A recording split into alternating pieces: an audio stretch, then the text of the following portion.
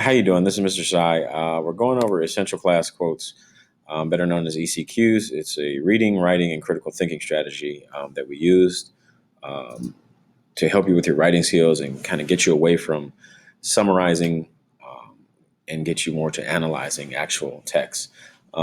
Make sure you read the summary, purpose, and the reason we're doing this, I'm finding that there's either a disconnect with expectations, either people are rushing it, um, doing it like 10 minutes before it's due, or they're just not understanding my expectations. So I thought I'd make a quick resource video. I'm going to try to keep it quick. I know I talk a lot, but bless all of your hearts for listening to me. The essential class quote analysis, again, it's a strategy to help the reading, writing, and critical thinking. Let's get to the heart of the thing. The format. You're supposed to have a claim, which I think maybe that's where people are having the disconnect. You're supposed to be answering a prompt. You're supposed to be identifying a theme in one of the texts that we're reading. Typically, we're reading literature or informational. You're identifying a theme that the author has in the book, and there can be multiple themes. It's up to you to decide. And then, how does that author use subjects, which are characters, or literary devices to convey a specific theme? Again, you have to identify a theme. There's two parts to this prompt, and then you have to say, well, how is it being conveyed in that reading? And then you have to have textual evidence in MLA format. Your evidence needs to support your claim. You don't just need to put random textual evidence because it can get rather awkward and confusing when you pull random textual evidence. And then your analysis is say, mean, matter. Let's go to an example so we can get real specific. And I'm not going to read word for word because you can read. But if you're not opening up the example and looking at how it's supposed to be done, and we'll kind of go to view so we can get rid of all this side stuff. Again, the acclaim here, you're answering the prompt. What is the theme, one of the themes that the author has, and how is the author conveying it? So to give you a brief background on the old man in the sea, he's an old man, he's struggling, he hasn't caught a fish in 84 days. And he's a fisherman, that's his livelihood. And he goes throughout struggle just in life in general and in his livelihood fishing. So I figured, well, I would take a theme, which is struggling, and then how he conveys it is through his main character, Santiago. So that is right here. And now, typically, it's either a complex sentence or it's 1 to 2 sentences. But I'm looking for, especially higher level writers, need to have complex type sentences.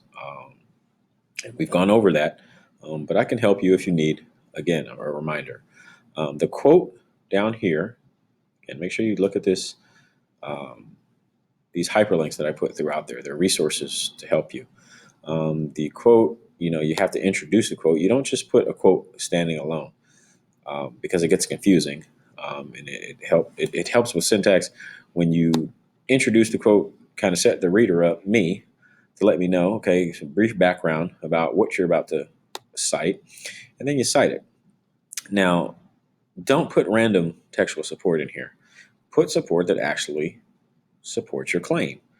And then we get down to the explanation or the analysis, which is say, mean, matter. Now in the green, now I've highlighted for my purposes to give you an example. Please don't do that in the actual assignment. You don't need to highlight for me. If you do the format correctly, I will be able to tell say, mean, matter.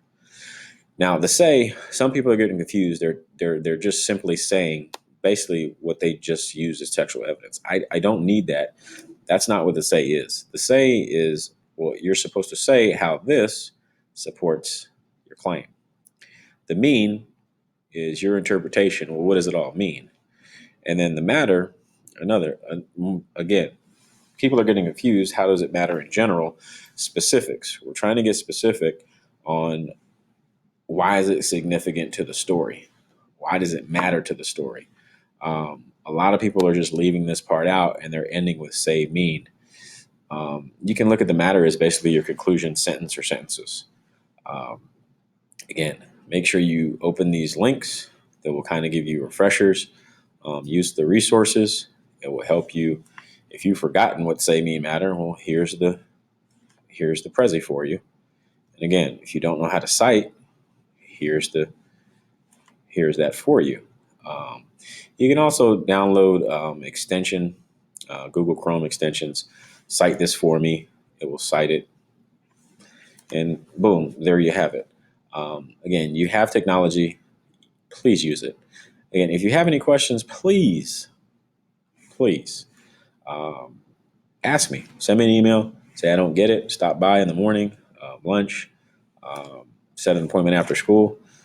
Also, this is the schedule. We'll typically follow that. Everything's due through turnitin.com.